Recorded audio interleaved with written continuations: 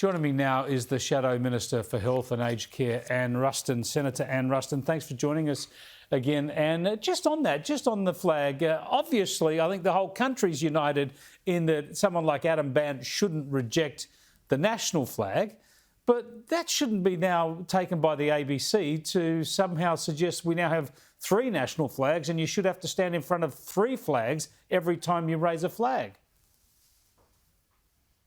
Well, I think the point really here is, Chris, is just how divisive this debate has been just in this last week, and I think it probably gives us a bit of an insight into what we might be expecting when we return to Parliament at the end of the month around how the Greens are going to behave.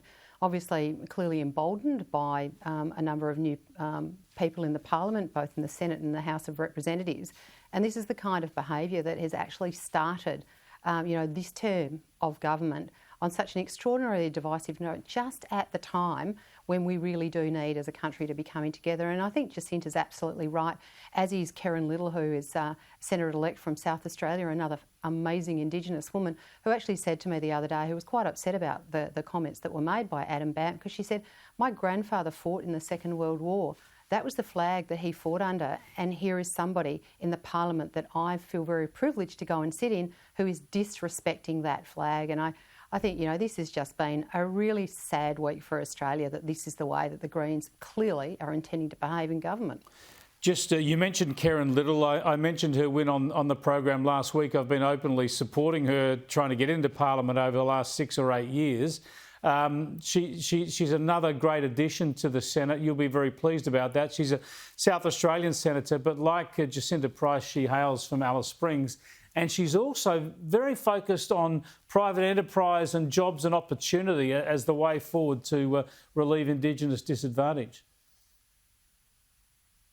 Yeah, look, KERRYNNE has been one of the greatest advocates and she's so passionate about making sure that there are opportunities for her people, but she believes in making sure that those opportunities are there for them to be able to get jobs, to be able to get ahead.